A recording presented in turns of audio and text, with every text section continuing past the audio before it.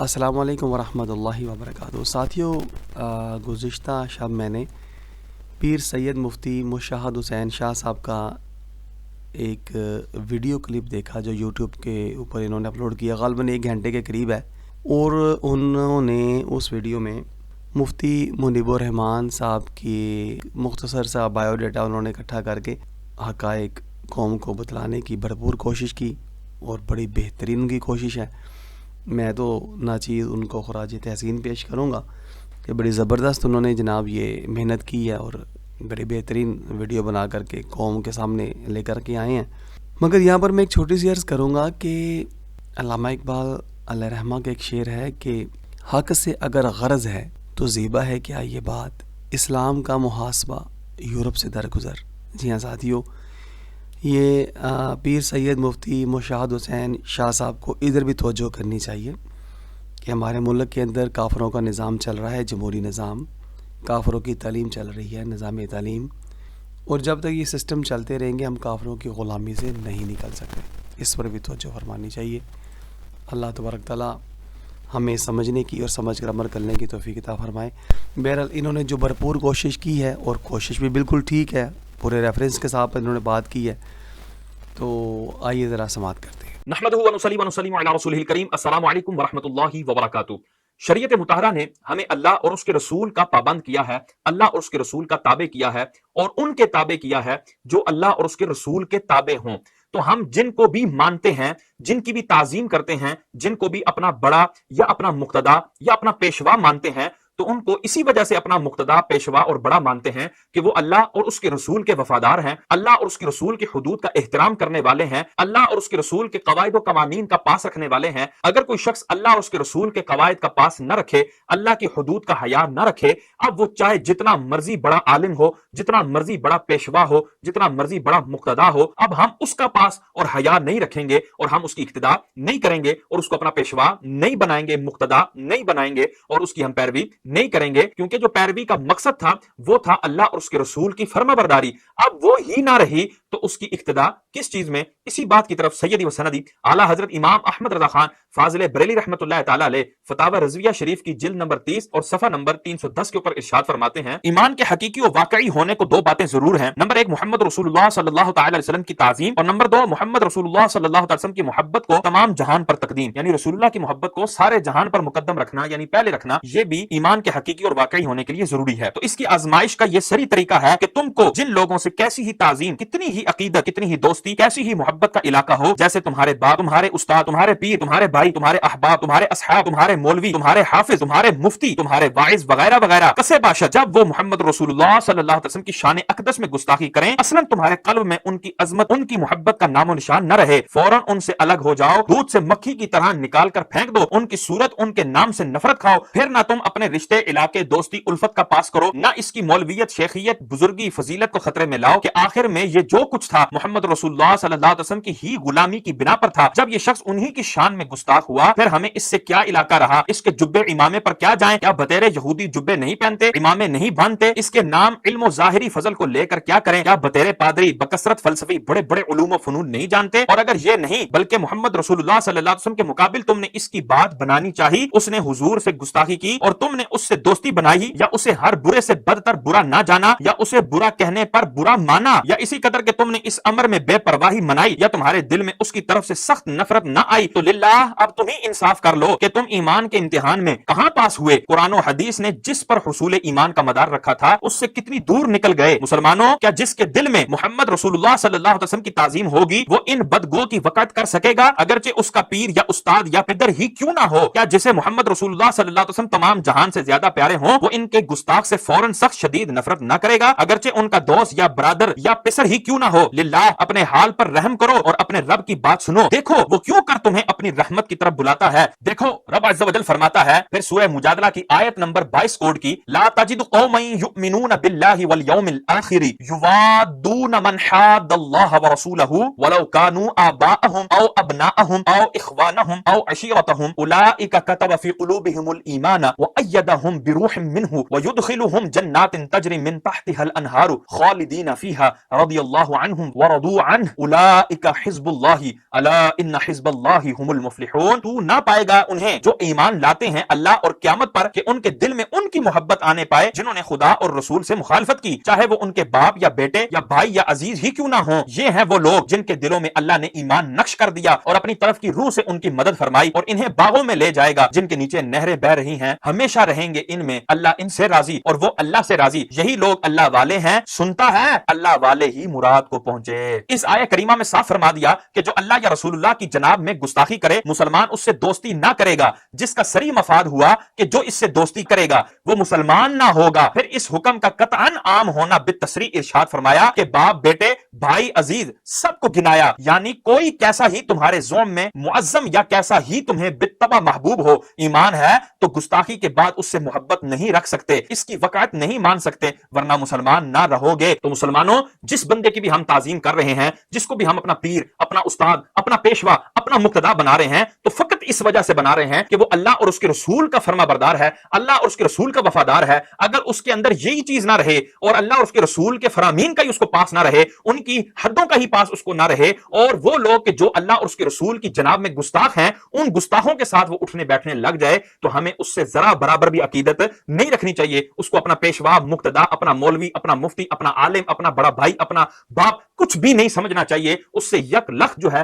ہمیں اپنا رشتہ توڑ دینا چاہیے اور اس سے دور ہو جانا چاہیے، اور اس کو اپنے دل سے اس انداز سے باہر نکال دینا چاہیے جس طرح بندہ مکھی کو دودھ سے نکال کر پھینک دیتا ہے۔ تو یہ سیدی و سندی اعلیٰ حضرت امام احمد رضا خان فاضل بریلوی رحمۃ اللہ تعالی علیہ کی وہ نصیحت ہے جو ہر ایک مسلمان کو ہے۔ اور مسلمانوں، تم اس کو دل کے کانوں سے سنو کہ یہ کوئی فرقہ وارانہ نصیحت نہیں ہے، یہ کسی ایک خاص طبقے کی نصیحت نہیں ہے، بلکہ تمام مسلمانوں کے لیے نصیحت ہے۔ اور سیدی و سندی اعلیٰ حضرت نے کئی ایک آیات کوٹ کر کے اس نصیحت کو جو ہے وہ تمہارے دلوں تک پہنچایا ہے۔ اب ان علماء کو کہ جو علماء جو ہے وہ صلح کلی بنے بیٹھے ہیں، یعنی ہر ایک سے جو ہے وہ لگا کر پھرتے ہیں، وہ وہابی سے بھی ہاتھ ملا لیتے ہیں، دیوبندی سے بھی ہاتھ ملا لیتے ہیں، شیعہ کی بھی تعریف کر دیتے ہیں، اور ہر ایک سے جو ہے وہ بڑے نرم ہو کر ملتے ہیں تاکہ ہر ایک حلقے میں ان کو پذیرائی ملے، ہر ایک حلقے میں ان کو اچھا جانا جائے، کوئی مکتبہ فکر ان کو برا نہ کہے، کوئی مکتبہ فکر ان کو متشدد عالم دین نہ کہے، بلکہ ہر مکتبہ فکر ان کو کہے یہ بڑے ہی معتدل عالم دین ہیں، بڑے ہی حضرت جو ہے وہ اچھے ہیں۔ تو اس طرح کے جو مولوی یا مفتی یا عالم ہیں ان کو سیدی و سندی اعلیٰ حضرت امام احمد رضا خان فاضل بریلوی رحمۃ اللہ تعالی علیہ فتاوی رضویہ کی جلد 29 صفحہ نمبر 597 تا 598 کے اوپر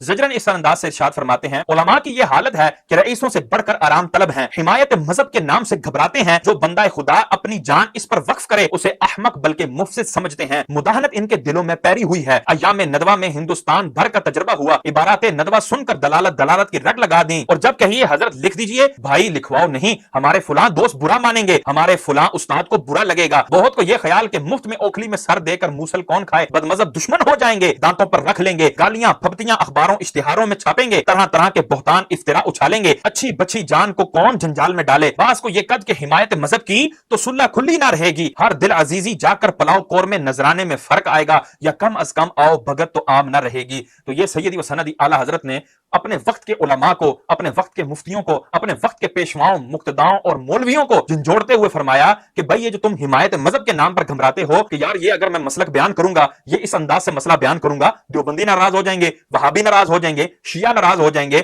فلاں جو ہے وہ گستاخ ناراض ہو جائے گا، فلاں بدمذہب ناراض ہو جائے گا، اور یہ پھر اپنے دانتوں کے نیچے رکھ لیں گے اور گالیاں دیں گے، پھپتیاں کسیں گے، اور طرح طرح کے معاملات ہوں گے، اور ہر دل عزیزی جو ہے وہ نہیں رہے گی۔ جو ہر طرف سے ہمیں بلایا جا رہا ہے محافل میں، یہ محافل ہماری بند ہو جائیں گی، یہ ہر دل عزیزی اور یہ پذیرائی جو ہے وہ بند ہو جائے گی، اور خدا را ان چیزوں کی طرف توجہ نہ دو۔ یہ سیدی اعلیٰ حضرت ان لوگوں کو زجر کر رہے ہیں، اور یہاں سے ہمیں سبق مل رہا ہے کہ ہم نے کبھی بھی حمایت مذہب سے گھبرانا نہیں ہے، کبھی بھی حمایت مذہب کو چھوڑ کر ہم نے کسی بندے کا پاس نہیں رکھنا، کسی پیشوا کا پاس نہیں رکھنا، کسی مقتدا، کسی استاد، کسی پیر، کسی مفتی، کسی عالم کا پاس نہیں رکھنا، ہم نے حمایت مذہب کا پاس رکھنا ہے، ہم نے اللہ اور اس کے رسول کا پاس رکھنا ہے، اللہ اور اس کے رسول کی سرحدوں کا پاس رکھنا ہے، اور ان سرحدوں پر پہرا دیتے ہوئے اب جو کوئی بھی اس سرحد پر ڈاکہ زنی کرے گا، کسے باشد، وہ کوئی بھی ہے، ہم اس کو نہیں دیکھیں گے، اور ہم اس سے وہی معاملہ کریں گے جو اللہ کے فرشتوں نے شیطان کے ساتھ کیا، جو اللہ تبارک و تعالیٰ کی شریعت ہمیں کرنے کا حکم دیتی ہے۔ ان ساری باتوں کو آپ کے سامنے رکھنے کا مقصد یہ ہے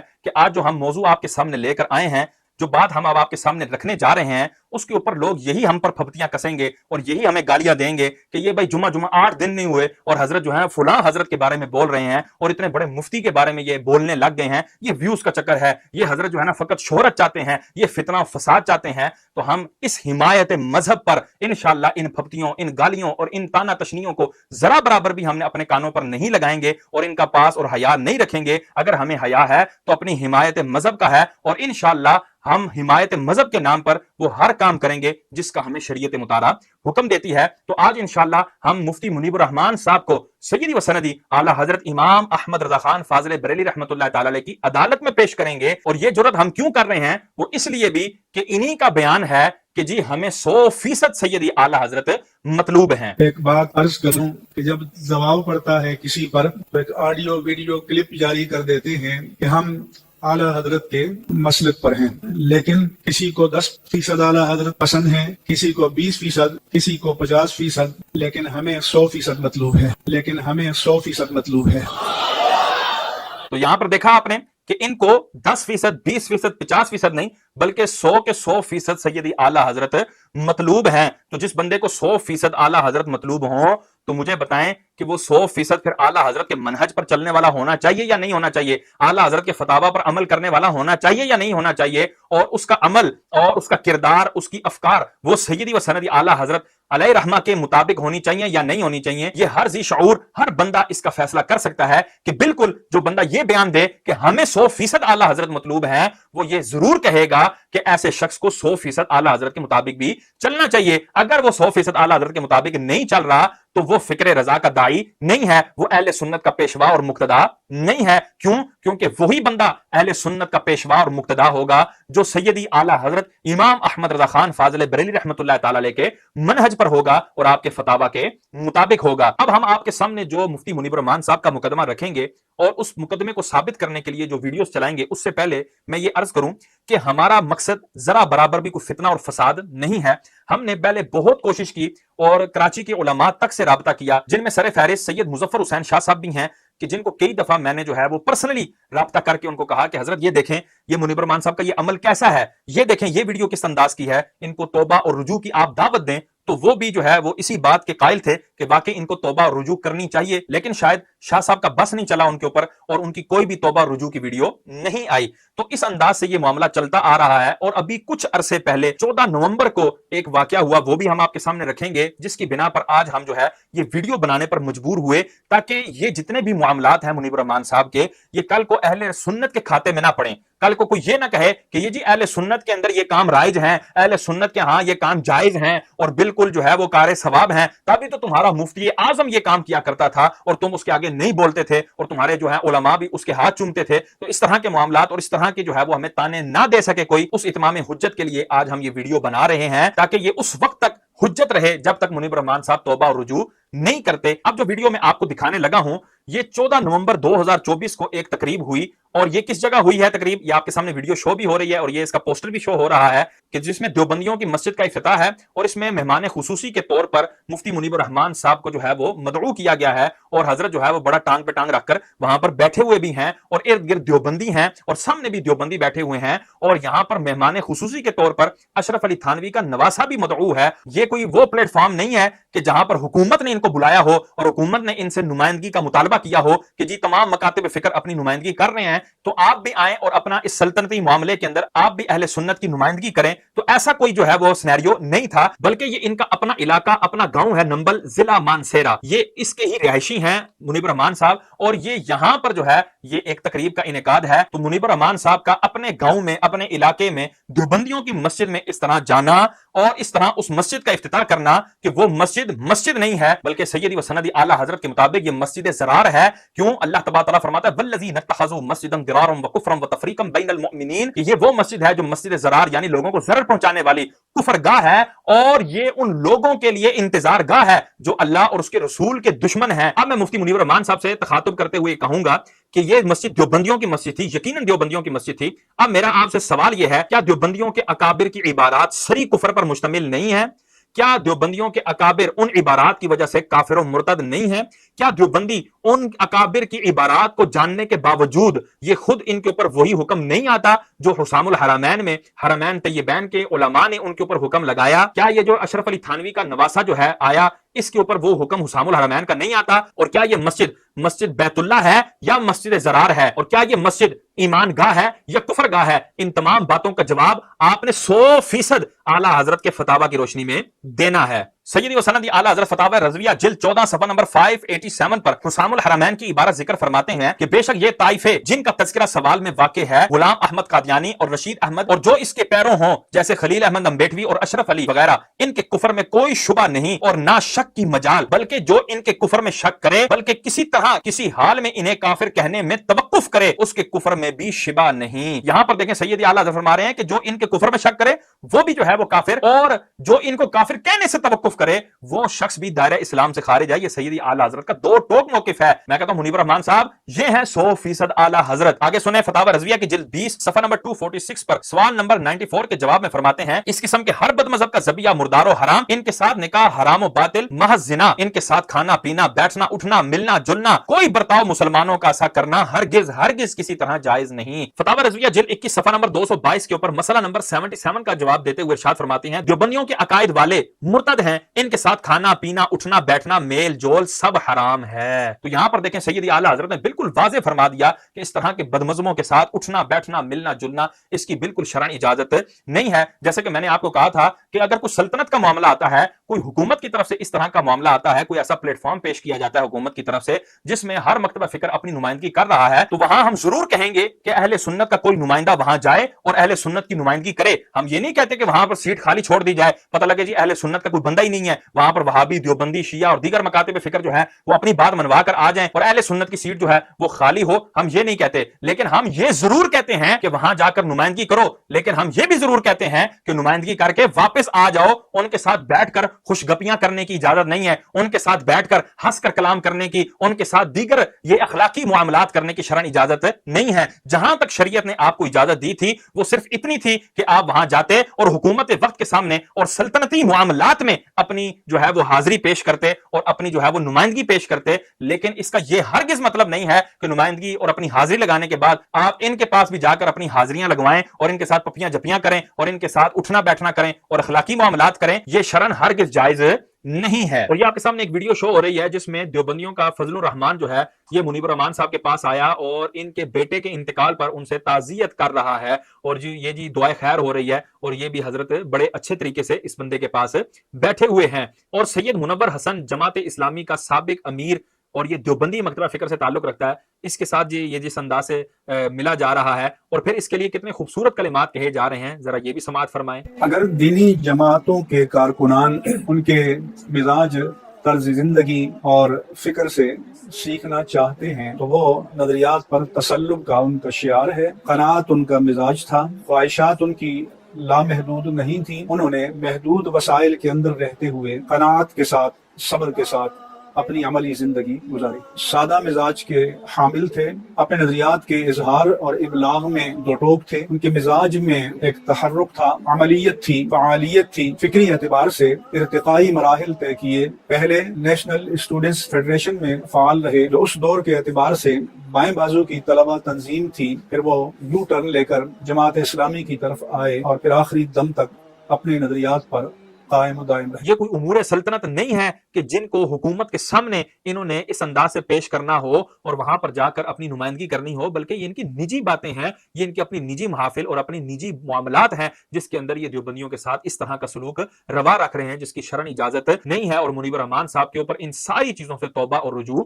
لازم ہے۔ اب چلیں مفتی منیب الرحمان صاحب کا دیوبندیوں کے حوالے سے نرم گوشہ کس اعتبار سے مزید ظاہر ہوتا ہے، یہ بات خالی زبانی کلامی نہیں، ان کی کتاب تفہیم المسائل ہے، اس کی جلد 4 ہے، صفحہ نمبر 138 پر آپ جو ہے نا وہ کہہ رہے ہیں ہمارے نزدیک دین اسلام کے صراط مستقیم کی صحیح تعبیر کا حامل مسلک اہل سنت و جماعت ہے جو رسول اللہ صلی اللہ علیہ وسلم کی اس حدیث مبارکہ سے مستفاد ہے جس میں آپ صلی اللہ علیہ وسلم نے فرقہ ناجیہ یعنی آخرت میں نجات پانے والے مکتبہ فکر کی توضیح کرتے ہوئے فرمایا کہ ما انا علیہ و اصحابی یعنی فرقہ ناجیہ وہ کہلائے گا جو میرے اور میرے اصحاب کے طریق یعنی حق پر قائم و ثابت ہو، اس کو ہم अहले सुन्नत व जमात से ताबीर करते हैं। अब अहले सुन्नत व जमात में 4 मुसलमा मकातिब फिक्र हैं जिन्हें हनफी, मालिकी, शाफई और हम्बली कहा जाता है। पाकिस्तान में चूंकि गालिब अक्सरियत हनफी मकतब फिक्र की है, इसलिए इम्तियाज के लिए सुन्नी हनफी भी लिखा जाता है। लेकिन चूंकि अहले सुन्नत व जमात या सुन्नी हनफी में भी पाकिस्तान के तनाजुर में एक इबहाम रह जाता है, क्योंकि बड़े सगीर पाको हिंद के उर्फ में सुन्नी हनफी मकतब फिक्र के 2 गुरोह हैं। एक को उर्फ आम में बरेलवी कहा जाता है, जो इमाम अहमद रजा खान कादरी हनफी बरेलवी कुद्दस सिर्रुहुमुल अजीज की तरफ मंसूब है, क्योंकि इस वक्त के हिंदुस्तान के तनाजुर में बाज कलामी और इत्तिकादी मसाइल पर इख्तिलाफ हुआ और बाज उलमा के इबारात से तौहीन उलूहियत और रिसालत का ईहाम और तासुर पैदा होता था, जिसकी निशानदेही उन्होंने फरमाई और मुतनब्बे फरमाया। इसके मुकाबिल एक मकतब फिक्र उलमाए देवबंद की तरफ मंसूब होकर देवबंदी कहलाया। इनकी ये इबारत अपने सामने रखें। अब इसके अंदर जो गलतियां हैं वो मैं आपको पॉइंट आउट करवाता हूं।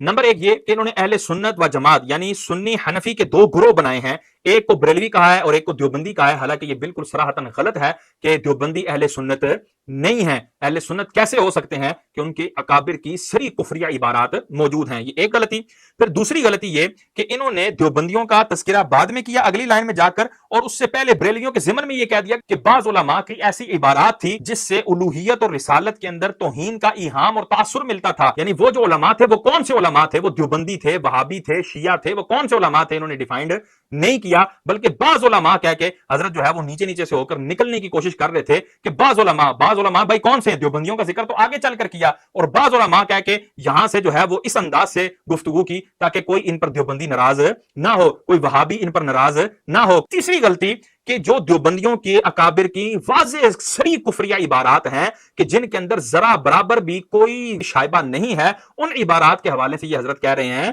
कि उनके अंदर गुस्ताखी का इहाम और तासुर मिलता है, यानी वहम होता है उनकी इबारात से और एक तासुर मिलता है गुस्ताखी का। मैं कहता हूं मुनीबर रहमान साहब, मुझे आप बताएं, क्या किसी मुसलमान को किसी वहम की बुनियाद पर काफिर कहा जा सकता है? क्या किसी मुसलमान को उसकी इबारत में से एक तासुर अगर मिल रहा हो, यकीनी बात ना हो, गुस्ताखी का यकीनी पहलू ना हो, फकत एक तासुर मिल रहा हो, उस बुनियाद पर उस मुसलमान को काफिर कहा जा सकता है? और क्या उलमाए हरमैन इस वहम और तासुर की बिना पर यह कह सकते हैं कि मन शक्का फी कुफ्रिहिम व अज़ाबिहिम फकद कफर, कि जो इनके कुफर और इनके अजाब में शक करे वो शख्स भी काफिर और मुर्तद है? क्या ये वहम की बुनियाद पर बातें की जा सकती हैं? क्या ये तासुर की बिना पर ये बातें की जा सकती हैं? हरगिज़ नहीं। मैंने अभी आपके सामने सैयदी व सनदी आला हजरत इमाम अहमद रज़ा खान फाज़िल बरेली रहमतुल्लाह तआला अलैह की फतावा रज़विया जिल्द 14 सफ़ा नंबर 587 पर हुसामुल हरमैन की जो इबारत थी वो मैंने आपको भी पढ़कर सुनाई थी। क्या फरमाते हैं सैयदी आला हजरत? बेशक ये ताइफे जिनका तज़किरा सवाल में वाक़े है, गुलाम अहमद कादियानी और रशीद अहमद और जो इनके पैरों हों जैसे खलील अहमद अम्बेठवी और अशरफ अली थानवी वगैरह, इनके कुफर में कोई शुबा नहीं और ना शक की मजाल। यहां पर देखें सैयदी आला फरमा रहे हैं कोई शुबा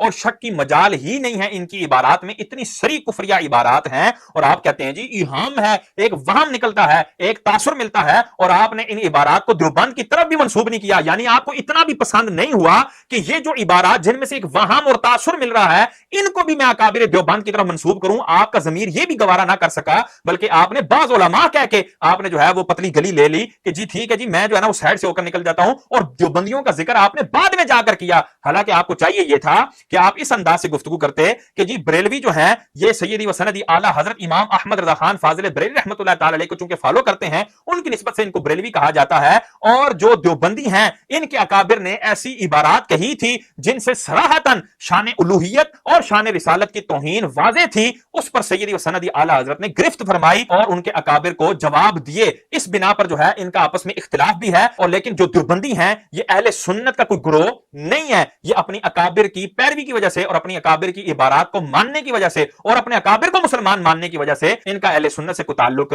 नहीं है। आगे फरमाते हैं जो इनके कुफर में शक करे बल्कि किसी तरह किसी हाल में इन्हें काफिर कहने में तवक्कुफ करे उसके कुफर में भी शुबा नहीं। तो यहां पर मुनीबर रहमान साहब मैं आपसे सवाल करूंगा कि सैयदी व सनदी आला हजरत के इस फतवे के मुताबिक 100% आप ये जवाब दीजिएगा, क्या आपने अपनी इस इबारत में देवबंदियों के अकाबिर की इबारात को कुफरिया कहने में तवक्कुफ नहीं किया? क्या आपने उन अकाबिर को काफिर कहने में तवक्कुफ नहीं किया? इसका जवाब आप पर लाजिम है कि आप दें और अपनी इस इबारत से वाज़े तौर पर तौबा और रुजू करें। और अब ये आपके सामने एक जो है वो तस्वीर जाहिर हो रही है जिसमें हनीफ जलंधरी जो है ये देवबंदी है, उसके पीछे जो है मुफ्ती मुनीबर रहमान साहब खड़े हैं और नमाज पढ़ रहे हैं, और एक बंदा छोड़कर इनके साथ जो है वो शिया भी खड़ा है اور یہ حضرت دیوبندی مکتبہ فکر کے ایک شخص کے پیچھے نماز پڑھ رہے ہیں۔ اب سب سے پہلے ہم سیدی و سندی اعلیٰ حضرت امام احمد رضا خان فاضل بریلوی رحمۃ اللہ تعالی کی بارگاہ میں جاتے ہیں اور ان سے پوچھتے ہیں کہ دیوبندی کے پیچھے نماز پڑھنے کا شرعی حکم کیا ہے، اور اس کے بعد پھر مفتی منیب الرحمان صاحب سے بات کرتے ہیں۔ فتاوی رضویہ جلد 14 صفحہ نمبر 376 پر مسئلہ نمبر 122 کا جواب دیتے ہوئے سیدی اعلیٰ حضرت فرماتے ہیں، جسے یہ معلوم ہو کہ دیوبندیوں نے رسول اللہ صلی اللہ علیہ وسلم کی توہین کی ہے، پھر ان کے پیچھے نماز پڑھتا ہے، اسے مسلمان نہ کہا جائے گا۔ یعنی جو نماز پڑھ رہا ہے اسے مسلمان نہ کہا جائے گا، کہ پیچھے نماز پڑھنا اس کی ظاہر دلیل ہے کہ ان کو مسلمان سمجھا، اور رسول اللہ صلی اللہ علیہ وسلم کی توہین کرنے والے کو مسلمان سمجھنا کفر ہے۔ اب میں منیب الرحمان صاحب سے کہوں گا، کیا حنیف جلندری کا دیوبندی ہونا آپ کے علم میں تھا یا نہیں تھا؟ اور اگر حنیف جلندری کا دیوبندی ہونا تو آپ کے علم میں تھا، تو کیا آپ کے علم میں یہ بات تھی کہ دیوبندیوں کے اکابرین نے کفریہ عبارات لکھی ہیں اور سری کفریہ عبارات لکھی ہیں کہ جس میں علماء حرمین نے یہ فرما دیا من شک فی کفرہ وعذابہ فقد کفر؟ یہ آپ کے علم میں تھی یا نہیں تھی؟ منیب الرحمان صاحب، آپ پر ان باتوں کو بیان کرنا فرض ہے، لازم ہے کہ آپ یہ باتیں بیان کریں۔ اور آپ کو جب یہ پتا تھا کہ ان کے اکابر نے یہ کفریہ عبارات کہی ہوئی ہیں، اس کے باوجود آپ ان کے پیچھے نماز پڑھ رہے تھے، اور اس نماز سے ابھی تک کوئی توبہ رجوع نہیں آیا، اور یہاں پر سیدی و سندی اعلیٰ حضرت کے فتوے کے مطابق دیکھا جائے تو فقط آپ پر خالی توبہ اور رجوع لازم نہیں ہے، بلکہ تجدید ایمان بھی لازم ہے کہ سیدی اعلیٰ حضرت کا فتویٰ بالکل واضح موجود ہے۔ اب ہم یہ جانتے ہیں کہ مفتی منیب الرحمان صاحب کس علاقے کے ہیں، کس گاؤں سے تعلق رکھتے ہیں، کس جگہ سے یہ تعلق رکھتے ہیں، اور ان کا خاندان کون سا تھا۔ اس کے بعد ایک معلومات ہم آپ کے ساتھ شیئر کریں گے، اور پھر اس کے اوپر ہم منیب الرحمان صاحب سے کچھ سوالات کریں گے۔ سر یہ شاید فرمائیے گا ہمارے ناظرین کے لیے کہ آپ کی پیدائش کس شہر میں ہوئی اور آپ کا تعلق کس برادری سے؟ میری جائے پیدائش ضلع مانسہرہ تحصیل اگی کا علاقہ ہے اپر تناول، اور اس کا ایک گاؤں ہے نمبل، وہ میری جائے پیدائش ہے۔ میرا خاندان 7 پشتوں سے علمی رہا ہے۔ سبحان اللہ۔ اب اس کے بعد ایک اور ویڈیو ملاحظہ کریں جس میں یہ اپنے آباء و اجداد کا علمی ہونا اور ان کا ورع و تقویٰ ہونے والا بیان کر رہے ہیں۔ میرا تعلق جس خاندان سے ہے، ہمارے آباء و اجداد 7 پشتوں سے دینی علم کے میدان میں چلے آ رہے تھے، اور اپنے پورے علاقے میں ان کا ایک بڑا نام تھا، مقام تھا، علم کے اعتبار سے بھی اور ورع و تقویٰ کے اعتبار سے بھی۔ اب آپ کے سامنے ویکیپیڈیا کا ایک صفحہ شو ہو رہا ہے جس میں ان کے والد کا نام بھی شو ہو رہا ہے کہ ان کے والد کا نام قاضی حبیب الرحمان تھا۔ اب یہ قاضی حبیب الرحمان صاحب کون تھے، ان کا کیا مسلک تھا، اور کس مکتبہ فکر سے یہ تعلق رکھتے تھے، یہ سب چیزیں ایک ویڈیو کے ذریعے ہم آپ کو دکھائیں گے۔ یہ ویڈیو ملاحظہ فرمائیں۔ میں اس وقت موجود ہوں مفتی منیب الرحمان صاحب کے والد گرامی کی قبر کے پاس، اور یہاں ان کے حوالے سے ہم نے، یہ ہمارے دوست اسی علاقہ کے، یہ ابھی ہمیں ان سے ملاقات ہوئی ہے، ان سے کچھ جانتے ہیں ان کے بارے میں، پھر انشاءاللہ اس کے بعد آگے بات چیت چلے گی۔ السلام علیکم ورحمۃ اللہ۔ وعلیکم السلام ورحمۃ اللہ۔ ٹھیک ہے جی بھائی، اللہ کا شکر۔ آپ کا نام کیا ہے جی؟ محمد افضل۔ محمد افضل بھائی، آپ یہاں کے رہنے والے ہیں؟ جی، مقامی بینک یہاں کے کیا ہیں۔ اچھا اچھا، افضل بھائی اس علاقے کا نام کیا ہے؟ اس علاقے کا نام، یہ جگہ جو ابھی کھڑے ہیں ہم، اس جگہ کا نام نمبل ہے، اور یہ یونین کونسل کروڑی میں آتی ہے، اور تحصیل اگی ضلع مانسہرہ۔ اچھا، جگہ کا نام نمبل ہے، اور یہ جو تحصیل ہے یہ اگی ہے، اور ضلع مانسہرہ ہے، یونین کونسل کروڑی ہے۔ اچھا، آپ یہاں کی رہنے والے ہیں، تو یہ جو قبر ہے قاضی حبیب الرحمان صاحب کی، ان کے حوالے سے ذرا ہمیں بتائیے گا۔ ہم نے سنا یہ مفتی منیب الرحمان صاحب کے والد گرامی، یہ کون تھے قاضی حبیب الرحمان صاحب، آپ بتائیے۔ یہ ہمارے علاقے کے نامی گرامی آدمی تھے، ان کا بہت بڑا کردار تھا، وہ عالم دین تھے، وہ مناظر اسلام تھے، دیوبند مکتب فکر کے، اور ان کے اب وہ 1992 کی وفات کے بعد اب ان کے بیٹے سر انجام دے رہے ہیں مفتی منیب الرحمان صاحب۔ تو یہاں پر دیکھا کہ یہ ان کی قبر پر کھڑا کر کے ایک بندے سے پوچھا گیا کہ جی یہ کس کی قبر ہے، تو انہوں نے کہا یہ منیب الرحمان صاحب کے والد صاحب ہیں، اور یہ مکتبہ فکر دیوبند کے فاضل تھے، اور نہ صرف فاضل بلکہ مناظر تھے۔ اب اس کے آگے دیکھیں،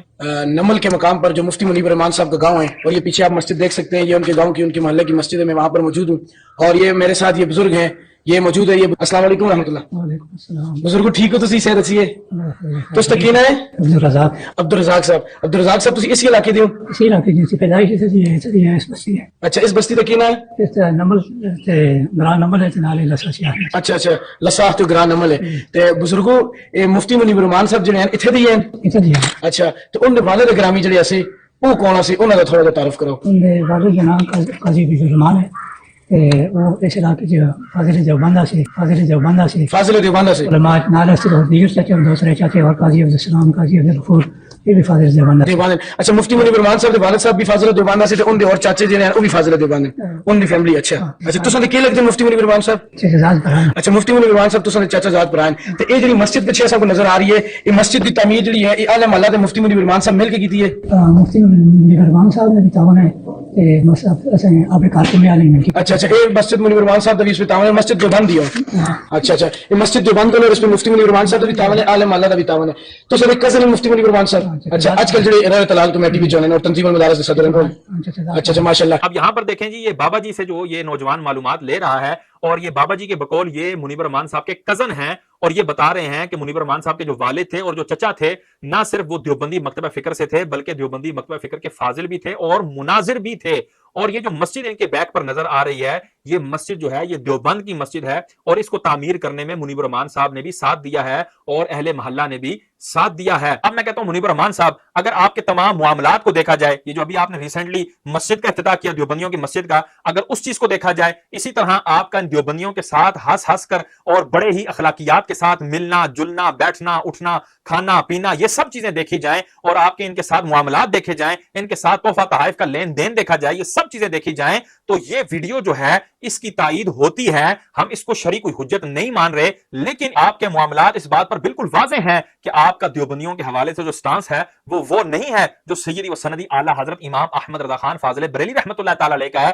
यह आपकी वीडियो से भी जाहिर हो रहा है, आपकी तफहीमुल मसाइल की जिल्द चहारम से भी जाहिर हो रहा है। तो मुनीब रहमान साहब, आप पर यह लाजिम है कि आप अपने वालिद का मसलक बयान करें कि ये किस मसलक से ताल्लुक रखते थे, इनका मसलक क्या था, ये देवबंद से फकत फारिग व तहसील भी थे या देवबंद के अकाबिर की इबारात से वाकिफ होकर उनके कायल भी थे और देवबंदी अकाबिर को अपना अकाबिर भी जानते थे। ये सारी बातें आप पर बयान करना लाजिम है और ये सवाल मैं ही नहीं कर रहा, सय्यदी व सनदी आला हजरत इमाम अहमद रजा खान फाजिल बरेली रहमतुल्लाह ताला अलैह फतावा रज़विया जिल्द 29 सफ़ा नंबर 211 पर साइल से फरमाते हैं, आपने मुजीब का देवबंद में तालीम पाना लिखा है, वहां ये सवालात करने ना थे कि इनमें गलत जवाब दे, जब भी काफिर तो ना होगा। यानी आला हज़रत फरमाया ये सवाल ना करो कि तीजा करना चाहिए, 40वां करना चाहिए, फातिहा करनी चाहिए, कुलखानी करनी चाहिए या नहीं करनी चाहिए, क्योंकि अगर इनका इनकार करेगा तो इससे कोई कुफर लाजिम नहीं आएगा। आप सवाल क्या करने चाहिए, आला हज़रत फरमाते हैं ऐसी जगह तो ये सवाल करना चाहिए कि रशीद अहमद गंगोई, अशरफ अली थानवी, कासिम ननोतवी और महमूदुल हसन देवबंदी, खलील अहमद अम्बेठवी और इन सब से घटकर इनके इमाम इस्माइल देहलवी और इनकी किताबों बराहीन कातिया, तहज़ीरुन नास, हिफ्ज़ुल ईमान, तक़वियतुल ईमान, इदाउल हक़ को कैसा जानते हो और इन लोगों की निस्बत उलमाए हरमैन शरीफैन ने जो फतवे दिए हैं उन्हें बातिल समझते हो या हक मानते हो, और अगर वो इन फतवों से अपनी नावाकिफी जाहिर करे तो बरेली मतबा अहले सुन्नत से हुसामुल हरमैन मंगा लीजिए और दिखाइए। अगर बकुशादा पेशानी तस्लीम करे कि बेशक उलमाए हरमैन शरीफैन के ये फतवे हक हैं तो साबित होगा कि देवबंदियत का उस पर कुछ असर नहीं, वरना उलमाए हरमैन शरीफैन का वही फतवा है कि मन शक्का फी अज़ाबिही व कुफ्रिही फ़क़द कफ़र, जो इसके अज़ाब और कुफ्र में शक करे वो भी काफिर है। उस वक्त आपको जाहिर हो जाएगा कि जो शख्स अल्लाह रसूल को गालियां देने वालों को काफिर ना जानना दरकिनार उलमाए दीन और अकाबिरीन मुस्लिमीन जाने, वो क्यों कर मुसलमान। फिर मसला उर्स फातिहा फरई मसाइल का इसके सामने जिक्र क्या है। तो यहाँ पर सय्यदी आला हज़रत ने फरमा दिया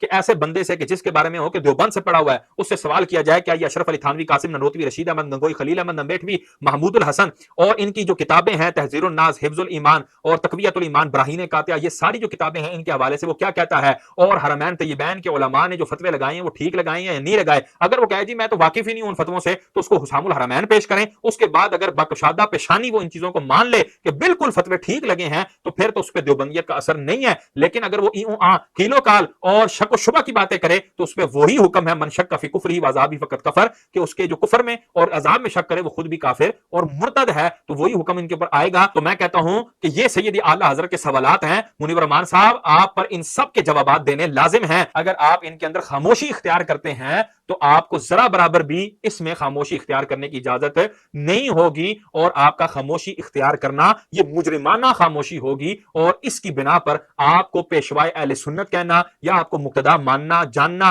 और अपनी महफिल में मदऊ करना बुलाना और आपसे पेशवाई वाले काम लेना, इसकी मसले के आला हजरत की रोशनी में तो कतई इजाजत नहीं बनती। और इस मस्जिद में आपने अपना कोई भी हिस्सा नहीं मिलाया, इसके हवाले से भी आप अपनी वजाहत दें और अगर आपने मिलाया है इसमें हिस्सा तो इस पर तौबा और रुजू रिकॉर्ड करवाएं। और अगर इनके वालिद वाकई देवबंदी मुनाजिर थे तो इनका अपने वालिद को वालिद माजिद कहना और उसके बाद इनके वरा तकवे की मिसाल देना और इनको इल्मी घराना कहना, इसकी शरन क्या हैसियत होगी, इसके हवाले से भी मुनीब रहमान साहब पर लाजिम है कि वो ये बात वाजे करें। और देवबंदियों से जो हमारा इख्तिलाफ है उसको सय्यदी आला हजरत ने इन जुजियात के अंदर ज़िम्नन जो है वो कुछ जिक्र किया है। अगर आप ये जानना चाहते हैं कि देवबंदियों वहाबियों से हमारा क्या इख्तिलाफ है, वो बुनियादी कौन सा इख्तिलाफ है जिसकी वजह से हम इनके लिए इतने सख्त अहकाम जो है वो बयान करते हैं, तो आप ये मेरी वीडियो जो है वो बितफसील वो अव्वल ता आखिर सुन लीजिएगा कि देवबंदियों से हमारा इख्तिलाफ क्यों। तो इंशाअल्लाह आपका ये पॉइंट बिल्कुल क्लियर हो जाएगा कि हम देवबंदियों से क्यों इख्तिलाफ करते हैं और इनके हवाले से सख्त फतावाजात क्यों देते हैं। अब हम आपके सामने एक वीडियो चलाने लगे हैं जिसमें शिया जाकिर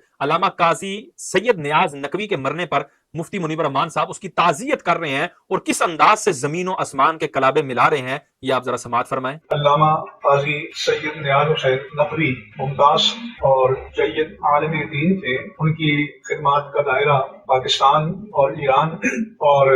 इन ममालिक से मावरा दीगर ममालिक तक फैला हुआ है। हज़रत अल्लामा काजी सैयद नियाज हुसैन नकवी तामुल बैन अल मसालिक वल मज़ाहिब और तक़ारुब बैन अल मसालिक वल मज़ाहिब के मैदान में एक मिसाली किरदार के हामिल थे। पाकिस्तान में इत्तेहाद तंजीमात मदारिस पाकिस्तान के प्लेटफार्म पर हमने तवील अरसे इकट्ठा काम किया है और उनकी रिफाकत और मुशावरत और सरपरस्ती हमारे शामिल हाल रही है। हमें दीनी और मिल्ली अहमियत टूट टूट कर भरी हुई थी और वो इस्लाम के अजीम तर दीनी और मिल्ली मकासद को हर चीज पर फौकियत देते थे। यही वजह है कि यहाँ तमाम मसालिक के दिलों में उनके लिए बड़ा इख्तिराम था और उनकी अचानक वफात का सदमा तमाम मसालिक ने महसूस किया, क्योंकि ऐसी जामे सिफात शख्सियत से जो खला पैदा होता है उसका पुर होना आसान नहीं होता। मुझे उम्मीद है कि अल्लामा अफसर बेदरी जो उनकी जगह वफाकुल मदारिस शिया पाकिस्तान और इत्तेहाद तंजीमात मदारिस पाकिस्तान में संभाले हुए हैं और अहसन तरीके से काम कर रहे हैं, वो उनकी शियार को, उनकी मिशन को, उनकी तरजीहात को इंशाअल्लाह जारी और सारी रखेंगे और हम मिलकर दीन के मैदान में और दीनी मदारिस और जामियात और मसाजिद के तहफ़्फ़ुज़ के मिशन में उसी तरह से इकट्ठे काम करते रहेंगे ताकि उनकी रूह को सुरूर नसीब हो आलम अरवाह में। अल्लाह तबारक व तआला हम सबको उनके मिशन को जारी और सारी रखने की तौफीक। अब इस वीडियो के ऊपर तबसरा करने से पहले हम सैयदी व सनदी आला हजरत इमाम अहमद रजा खान फाजिल बरेली रहमतुल्लाह तआला अलैह की बारगाह में हाजिर होते हैं और उनसे शियों के हवाले से हुक्म दरियाफ्त करते हैं कि शियों का क्या हुक्म है, राफिजियों का क्या हुक्म है। उसके बाद हम मुनीबुर रहमान साहब से कुछ सवालात करेंगे और फिर इनकी वीडियो पर भी कुछ कलाम करेंगे। फतावा रज़विया जिल्द 20 सफा नंबर 244 पर सवाल नंबर 94 के जवाब में फरमाते हैं, आजकल के राफिजी तबर्राई अलल उमूम काफिर व मुर्तद हैं, यानी वो राफिजी जो तबर्रा करते हैं, सहाबा इकराम को गालियां देते हैं, गालियां बकते हैं, वो अलल उमूम काफिर व मुर्तद हैं। शायद इनमें गिनती के ऐसे निकले जो इस्लाम से कुछ हिस्सा रखते हों। इनका आम अकीदा यह है कि ये कुरान शरीफ जो बिहम्दिल्लाह ताला हमारे हाथों में मौजूद है, ये नबी सल्लल्लाहु अलैहि वसल्लम के बाद पूरा ना रहा। इसमें से कुछ पारे या सूरतें या आयतें सहाबा इकराम और अहले सुन्नत ने माज अल्लाह कम कर दी और ये भी इनके छोटे बड़े सब मानते हैं कि हजरत मौला अली व दीगर आइमा अतहार कररमल्लाहु ताला वजूहहुम अगले अंबिया इकराम अलैहिमुस्सलातु वस्सलाम से अफजल थे।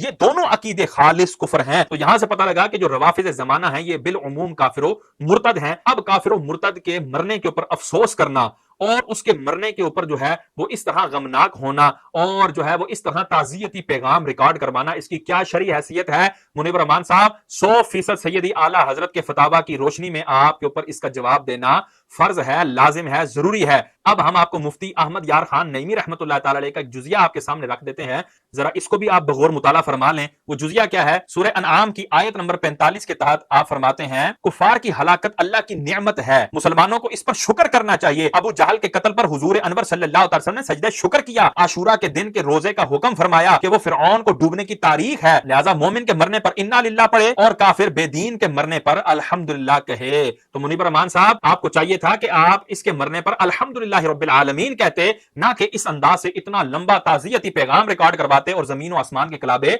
मिला देते। अब इसके अंदर इन्होंने क्या क्या अल्फाज बोले उसके ऊपर सीधा सीधा निगाह करते हैं। इन्होंने इस जाकिर को, इस शिया जाकिर को इन्होंने मुमताज आलिम दीन कहा। किसी मुर्तद को, किसी ऐसे शख्स को कि जिसके अकायद हद कुफर तक पहुंचते हों या वो अपने अकाबिर की इबारात से वाकिफ हो कि जो उसके अकाबिर ने कुफरिया इबारात लिखी हैं वो उन कुफरिया इबारात के बावजूद अपने अकाबिर को मुसलमान जानता हो, तो ऐसे शख्स को आलिम दीन कहने के हवाले से क्या हुक्म है? सैयदी व सनदी आला हजरत इमाम अहमद रजा खान फाजिल बरेली रहमतुल्लाह ताला अलैह फतावा रज़विया शरीफ जिल्द 16 सफा नंबर 162 पर सवाल नंबर 62 के जवाब में फरमाते हैं, देवबंदी आलिम दीन नहीं, इनके अकबाल पर मुत्तले होकर इन्हें आलिम दीन समझना खुद कुफ्र है। उलमाए हरमैन शरीफैन ने इन्हीं लोगों के लिए बिल इत्तिफाक तहरीर फरमाया है, मन शक्का फी अज़ाबिही व कुफ्रिही फकत कफर, जो इसके अजाब और कुफर में शक करे वो काफिर हुआ। तो यहाँ पे फकत देवबंदी का लफ्ज है तो जरूरी नहीं कि देवबंदी के लिए ही ये हुक्म है। हर वो शख्स कि जिसकी कुफरिया इबारात हों या उसके अकाबिर की कुफरिया इबारात हों और ये उनकी इबारात से मुत्तले होकर بھی ان کو مسلمان جانتا ہو، یہ ہر اس شخص کا حکم ہے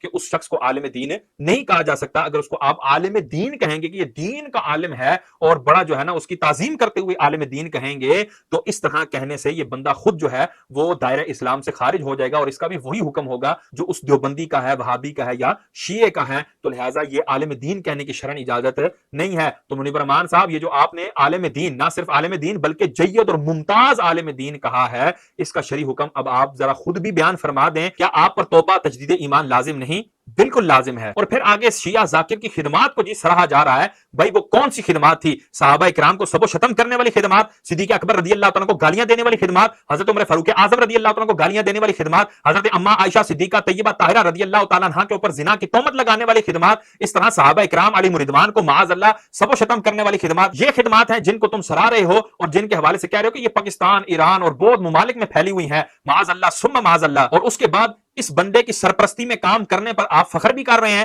کہ جی بڑے عرصے تک میں ان کی سرپرستی میں کام کرتا رہا ہوں، لا حول ولا قوت الا باللہ العلی العظیم۔ اور اس کے بعد منیب الرحمان صاحب کا یہ جملہ کہ ان میں دینی اور ملی حمیت کوٹ کوٹ کر بھری ہوئی ہے، یعنی دین اور ملت کی جو غیرت ہوتی ہے وہ ان میں کوٹ کوٹ کر بھری ہوئی ہے۔ میں کہتا ہوں ان میں تو، یہ شیعہ ذاکر صاحب میں تو دینی اور ملی غیرت کوٹ کوٹ کر بھری ہوئی ہے۔ حضرت یہ چیز آپ کے اندر کیوں نظر نہیں آتی؟ آپ کے اندر دینی اور ملی غیرت جو آپ کے لیے اصلاً غیرت ہے اور ان کے لیے وہ غیرت نہیں ہے، اور اگر آپ یہ غیرت ان کے لیے قرار دے رہے ہیں تو آپ اس غیرت سے خالی ہیں یا آپ اس غیرت سے بھرے ہوئے ہیں، یہ آپ پر بیان کرنا لازم ہے۔ اور منیب الرحمان صاحب کا یہ کہنا کہ یہی وجہ ہے کہ تمام مسالک کے دلوں میں آپ کا احترام ہے، یعنی شیعہ ذاکر کا احترام ہے۔ میں کہتا ہوں یہ جو تمام مسالک ہیں اس میں آپ نے اپنے مسلک اہل سنت کو بھی داخل کیا، اور اہل سنت و جماعت کے اوپر آپ نے یہ تہمت رکھ دی کہ معاذ اللہ ان کے دلوں میں اس شیعہ ذاکر کا احترام ہے، معاذ اللہ ثم معاذ اللہ۔ اور آپ سیدی و سندی اعلیٰ حضرت کے حوالے سے کہہ رہے ہیں کہ وہ ہمیں 100% مطلوب ہیں، تو کیا سیدی و سندی اعلیٰ حضرت کے مطابق یہ احترام جائز ہے معاذ اللہ؟ اور کیا کسی سنی صحیح العقیدہ کے دل میں کسی بدمذہب کا احترام ہو سکتا ہے؟